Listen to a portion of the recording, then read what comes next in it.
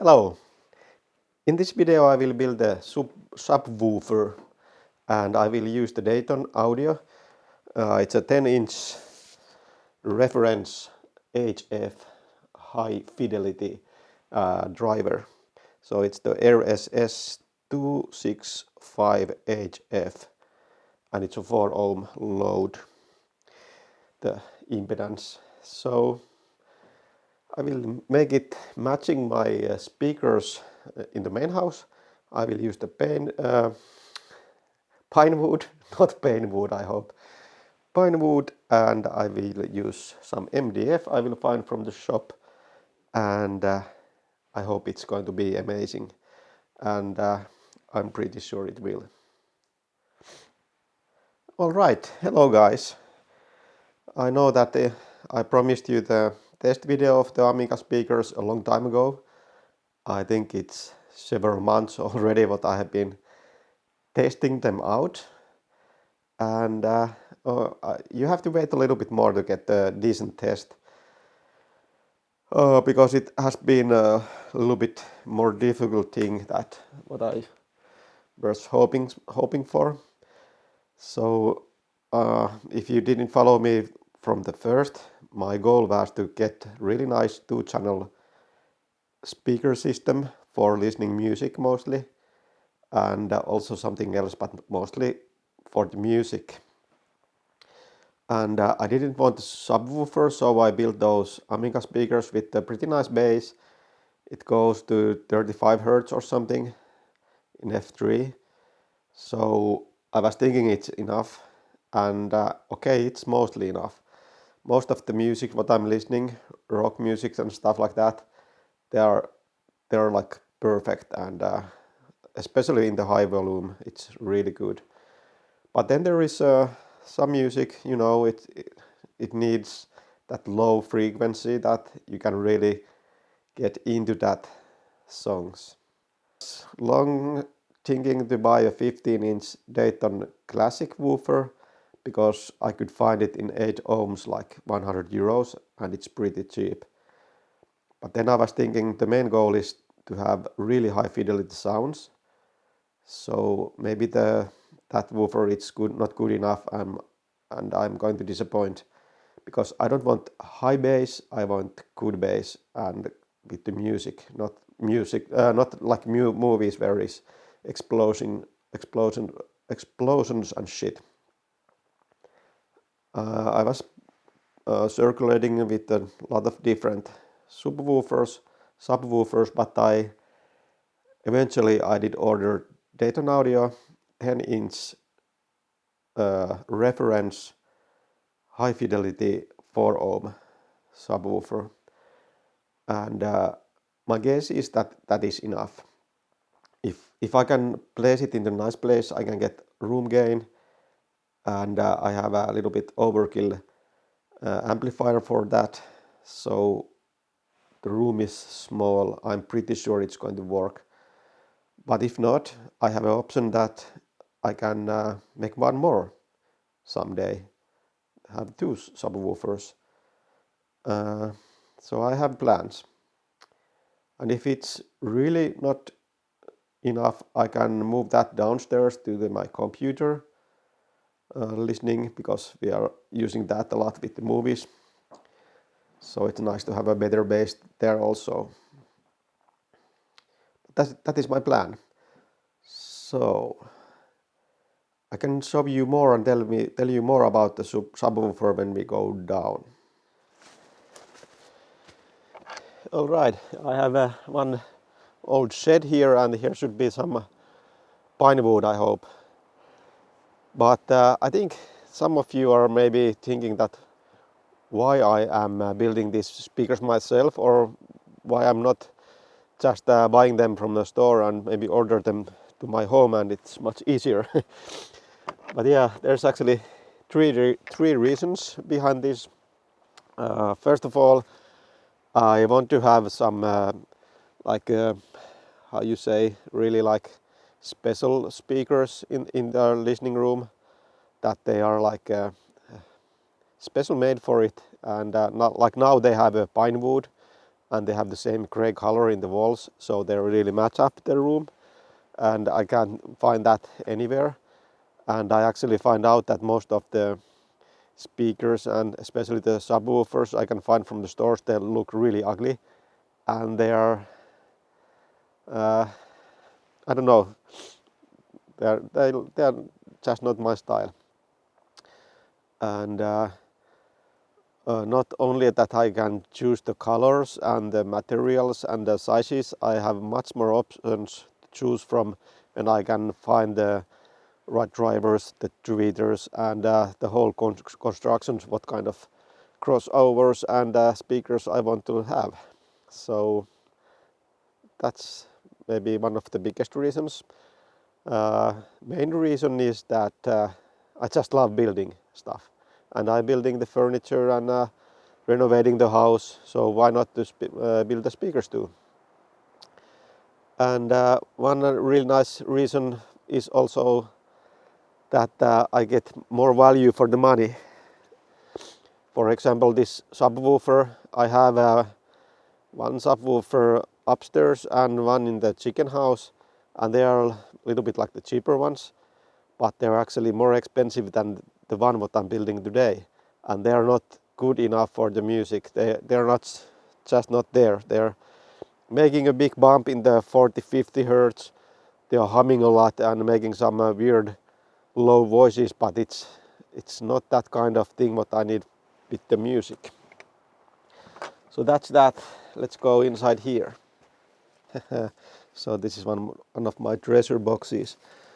It's a bit pretty dark here. I have old doors, old windows.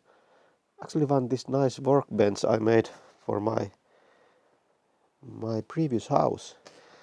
But anyway, I will try to find if I have some pine wood here, because I need them to match the speakers.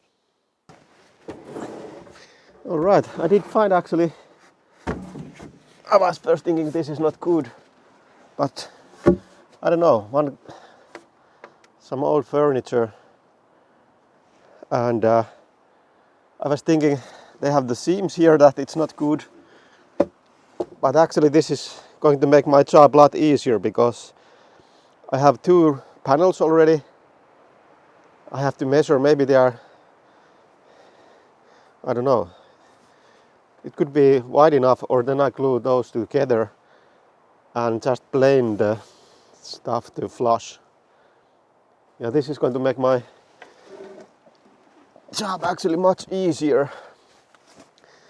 And I like to use this old like recycling stuff, but there was so much interesting stuff I didn't really even remember. I have old skis and old wood veneers, a lot of nice stuff.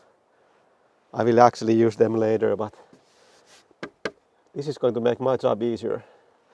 Let's take them to the chicken house and measure if it's enough. Yeah, we are now here in the chicken house. We call this chicken house because this used to be a chicken house. Now we have this awesome bar and a home theater system here.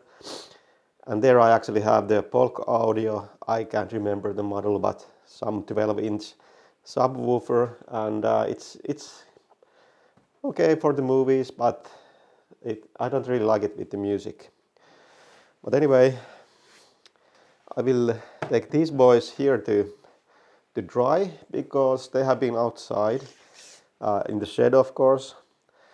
Actually, that shed has a long history also. I don't know how old it is, but my grandfather's brother did visit us here in the last summer, I think, and he said when it was the war going on in the 1940s, the continuous war, they actually went under that shed, because it's made from the rocks, the bottom, and the concrete also. So the Russians were bombing this area, or the Soviets. So they had like a bomb shelter down there. And actually this area, if you haven't watched my previous videos, we have this homestead, and the main house is made in 1940 by my great-grandfather, and yeah, my family have been living here almost like 100 years, and there is some knowledge that here's an old mansion still going on there, and it has been here like hundreds of years, and the peasants from the homestead, they used to live in this property, and there's some markings from the 1500s already, so people have been living here a long time, and I can hear the ghosts in the night screaming. Just joking, or not. I believe in ghosts. There could be some. So anyway, this is 36 centimeters wide, and I have 2 of these panels. I'm pretty sure it used to be some old bed, because the measurements is maybe was the another end of the bed, 170, so it has been with the matrix with 160 centimeters wide. I think it would match up if you have also 5 centimeters wide the sides. Yeah, but anyway, let's see my measurements here. I have some rough planning what size of the subwoofer I would build, but I don't really know if I use this wood in the sides, like in the speakers, or maybe in the front and the top. That would look cool also, and then paint the sides with the gray. But actually my inner measurements, it's actually 32 centimeters, and this was 36. It would be actually just wide enough to make the front and the top, and maybe the back also. I don't know. And I should have some MDF enough in my workshop. It's actually a mess, I need to clean it. But then I also, it would look cool also in the sides. This is difficult, but if I have the front baffle, it needs to be strong. It would be really nice to have it with this wood, but I will mill this guy off. I'm pretty sure it's actually 45 millimeters, and I need to mill it off like 30 to 35 millimeters thickness. Yeah, I think I can figure out something. So I have to mill this down about 35 millimeter, and I will make the front baffle and the top piece of this, and then side panels from the MDF. I thought I have a decent pieces of MDF here, but actually I don't have so big pieces, so I have to buy some. But I will mill this down, and you will see, and I will see how it looks like, the pattern of the wood.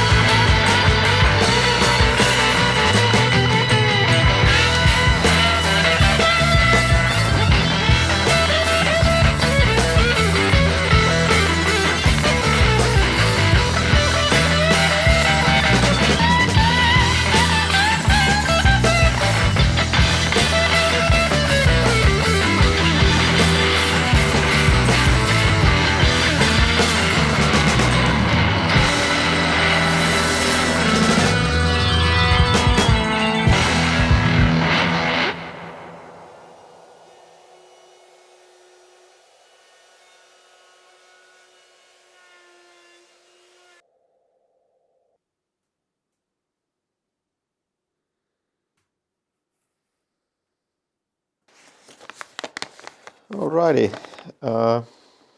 before I close this enclosure, I will show you a little bit my idea behind this subwoofer.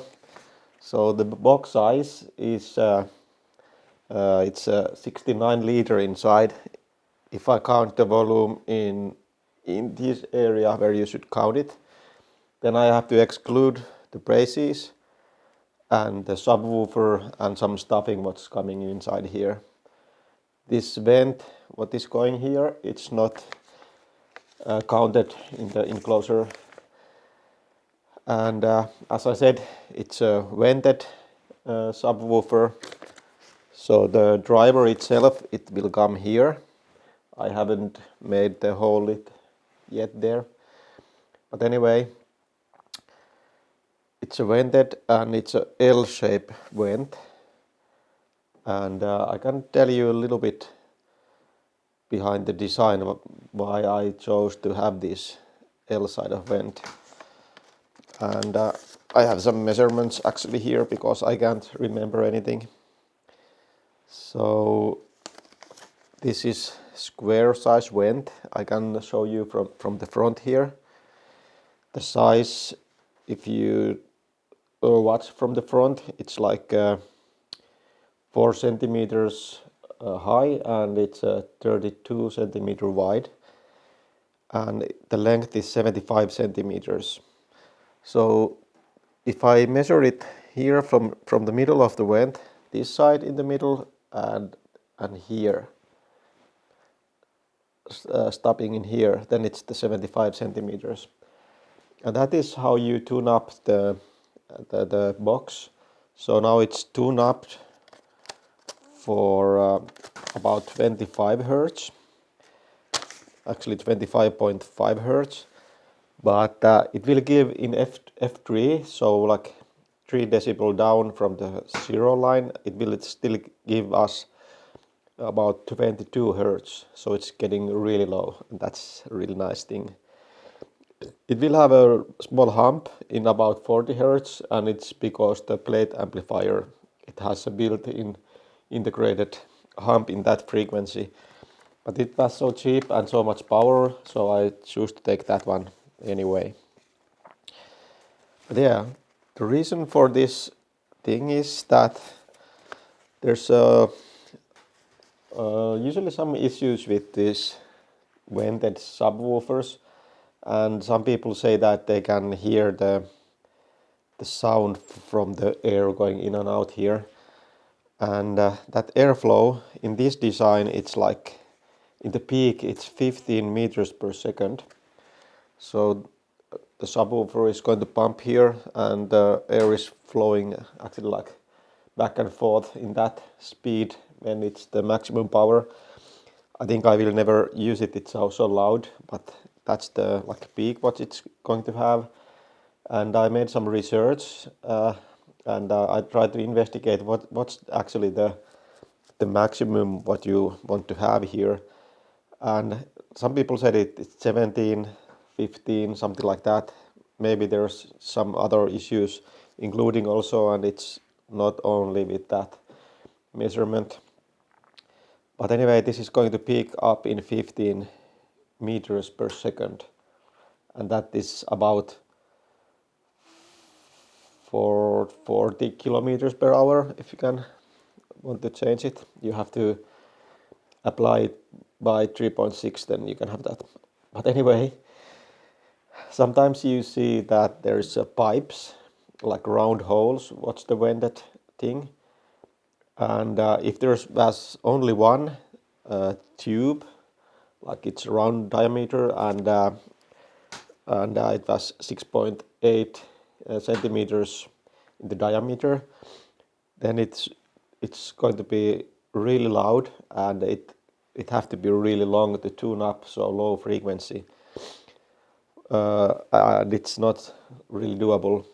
Then I was counting it if I have 2 pipes, again 6.8 centimeter with the diameter, and the length is 45 centimeters, so that would be doable length, it's not bad.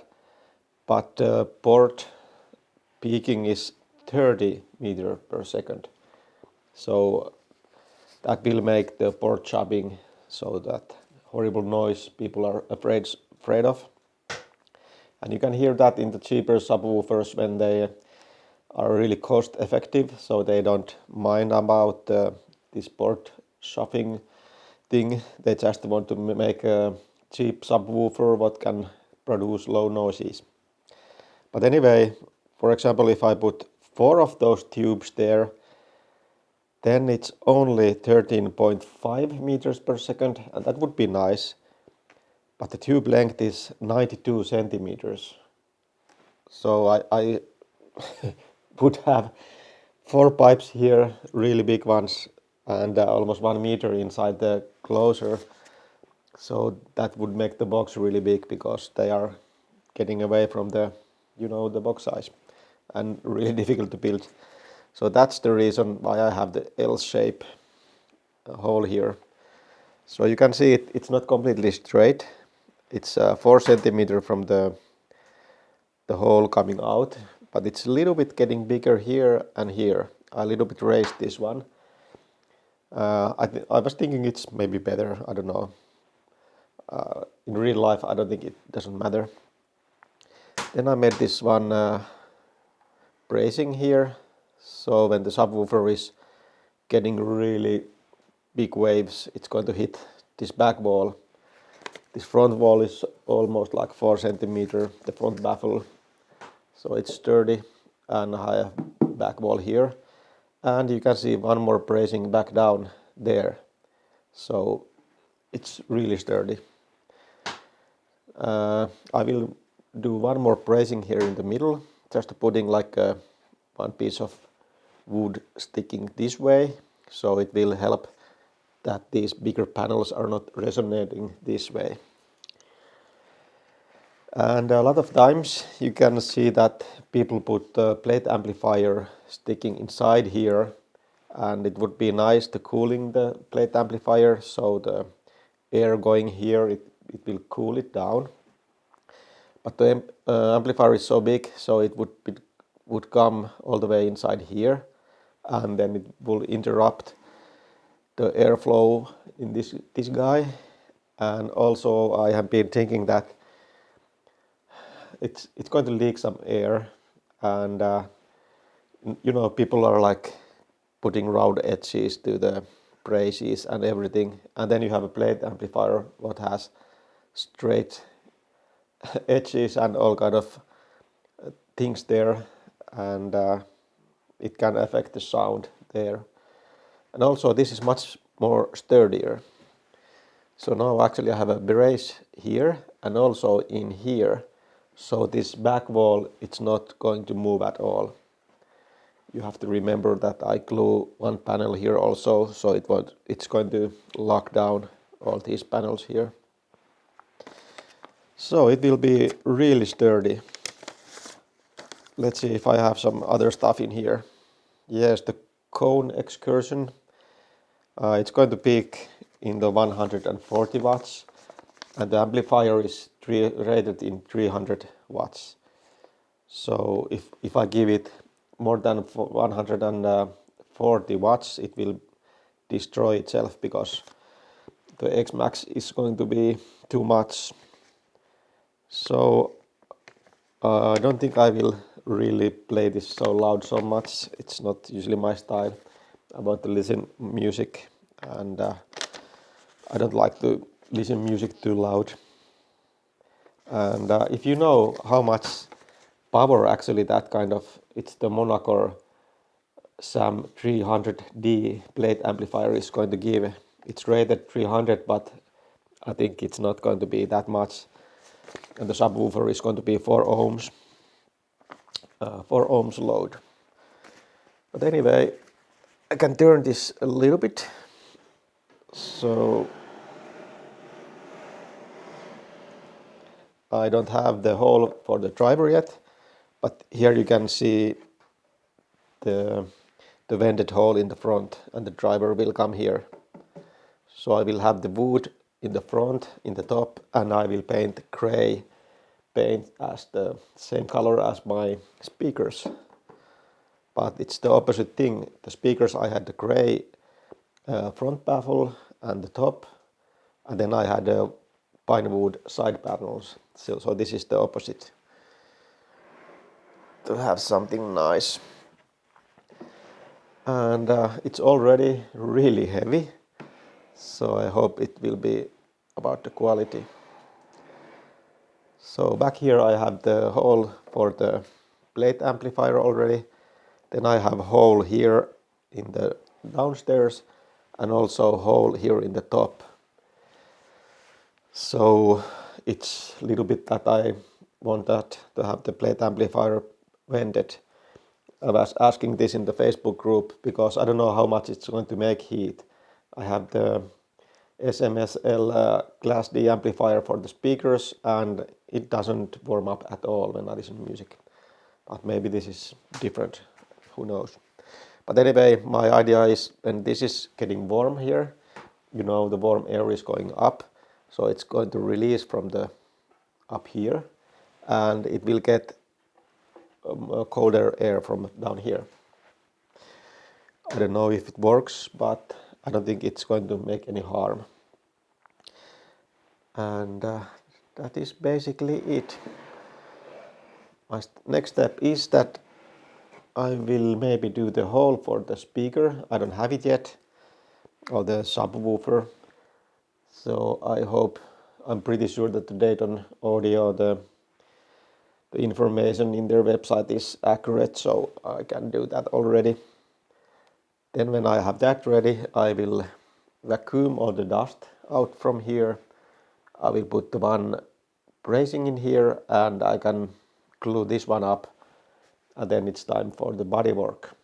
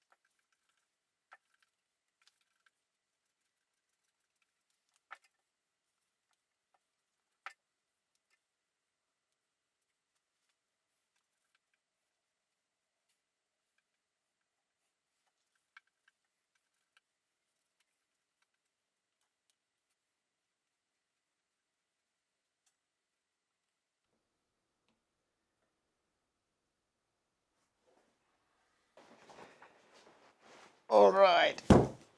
Finally, I have the package from the sound imports. So I have been waiting this so much. I'm actually a little bit surprised that it came so fast, because I think it was Friday evening when I ordered it, and it left from the sound imports I think in the Monday morning or the afternoon. And now it's Thursday, so it was only 4 days as they promised, but usually here in the backwoods of Finland it's not so fast. Anyway, let's see what we have here. Nice compact package, nicely packed. Here I have the Monaco SAM 300. I bought some spikes for the bottom, but I will not use these because, you know, these are too small. So I actually bought some from the local hardware store. Then I have a subwoofer cable. This is 10 meters, if I remember right. There wasn't the kind of what I wanted in the shorter version. And then it's this bad boy, or small boy. I could say it's small because it's only 10 inch. So it's a reference series 10 inch HF, high fidelity, and 4 ohms load. Last time when I made the speaker holes to the, the tower speakers, the Amigas, I made it a little bit too big, the hole. And this time I made it a little bit too small. So we are even now. I have to fight the hole to get it bigger. Ooh la la, here it is. It looks rather small, but it's almost cursed. It's really heavy. This is nice. This is very nice. So yeah, in the Dayton audio page, this was 266 millimeters, and it is that. So I think my hole is 1 millimeter too small. But we could start from this plate amp. Actually, I just painted the second paint for the subwoofer, and it's not even dry yet. But I could put the plate amp on. I have to make the hole for it, so then it can dry. Okay, this wasn't that 9 centimeter what they said. I believe I had maybe some wrong information. So here is the plate and instructions. Hell no. Oh, it's so small. But I think I read some place that it's 9 centimeter. Okay. It's not 9. It's more like 7. But that's actually just better than it has more flow to cool down. Yeah. It looks pretty good. I don't know anything about this, but it looks good. Yeah.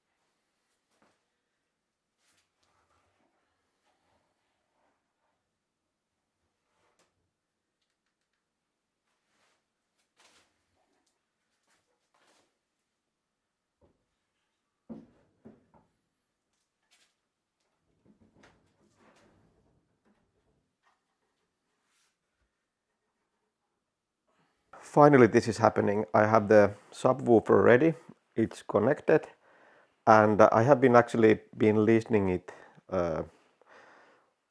several times, I could say, and I have been a little bit adjusting it. So it sounds good for me, I think it's no problems, but I don't know, I have it in the corner, and I need to maybe try the different locations also, and then I will measure it with the microphone and maybe do some more adjusting. But meanwhile, I'm enjoying the subwoofer. You know, I was really unlucky when I had it first going on. The amplifier it had some kind of issue. It has a nasty humming voice, so I needed to replace it, and I bought it from the Sound Imports, and the customer service is there really nice and fast, so I got it changed, and no extra costs for me and no troubles, and now it's working like a charm. But it took a lot of time. I had like a holiday. I was guiding in the wilderness in the middle, so I was off like 2 weeks, and then it was like 1 month waiting for the new sub to come and testing it, and actually I had to do like 8 hours extra work to testing which one is broken, if it's the subwoofer or the amp. And yeah, I have to say that I really like the customer service in the Sound Imports. They were really fast, they were kind, and the problem was fixed. No issues in that. And it wasn't their fault after all. It's they have ordered it from the manufacturer in the amp, and it wasn't working. So obviously it's not their work. So I'm not blaming them. But I have to say one thing. I myself am a like professional working in the web shop. So I know this shit really well. And I have been doing some customer service also, and a lot of different works, but mostly like getting the web shop working better. So I know a lot of shit in that. And I can tell you, if you have a web shop, if you're selling stuff, the basic rule is that you have some kind of promise how fast you can deliver the stuff for your customer.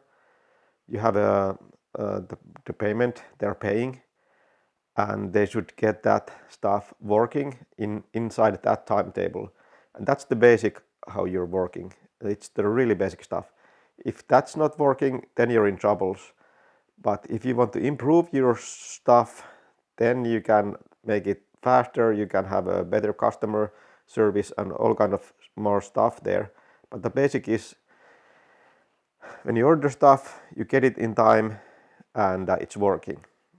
And now it wasn't working. I got it fairly fast, amazingly fast the first time, but it didn't work, and I had to do like 8 hours extra work figuring out what's broken. Then I live here in the countryside, so I have a lot of stuff to take the car and take the package back, and take the new package and all that stuff.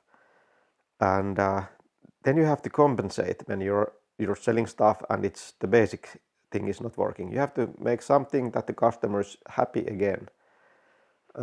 I would take like a minus 10%, minus 20% discount code, and I would be really happy and wow, well made. But I didn't get anything. But as I said, I'm really stoked about the Sound Import store, and I will use it in the future also. And I have been actually been asking a lot of advices there and some technical information, and they always reply me really fast, and they're really nice. So I will use mainly that shop in the future also, and maybe not any other shops at all. But okay, too much talking. Yeah, I know it's going to be a boring video when I talk too much. But yeah, the problem I had with the Amiga speakers, it was that I think they were really nice balanced and flat curve, but little bit missing the bass, just a little bit. And that little bit is something that I don't want to give away. So I bought the subwoofer and built that, and now it's great. I fucking love this. Yeah, the music is so great. I have never heard so nice. I have so crispy, clear, high, and really nice middle, and then the subwoofer. It's not broke down yet, so it should be better when I broke it down. But it's already going pretty deep. I'm guessing that close to 20 hertz, maybe 25 in F3 or something like that. And it should be go lower in the future. But I will measure this shit and then I can get the proof what it's going to do, because you know your brain is so strange. Sometimes it's you will like listen what you want to listen if your brain is saying that. I have a good example. When I used the subwoofer first time, I did put it on in the cables, and I thought it's playing, and I put some music, and I was, wow, now this is much better. But then I realized that there's a switch behind the subwoofer, and I had the subwoofer switched off. But you know, your brain is telling you that, okay, you can see that big speaker there, and it's producing noise and low sounds, and I thought it's great. Yeah, maybe I'm not so good audiophile. But anyway, let's test my system out. I'm pretty sure you want to hear something. I can take my Zoom recorder and record the music with this one. This is really accurate, good mic. It's a stereo mic, and it can really take all the sound from there. But the issue is that you can mainly hear what kind of speakers you have, and or the headphones. If you have a really good speaker systems or headphones, you can feel the bass, not feel but hear. If you have some crappy laptop speakers, you can't hear the bass, of course, because your speakers can't produce the bass. But I will try to find some free music. I would actually need a computer here, maybe the YouTube music. Okay, but I try. And yeah, this system is amazing. But thank you for watching, and you can listen this stuff. Bye.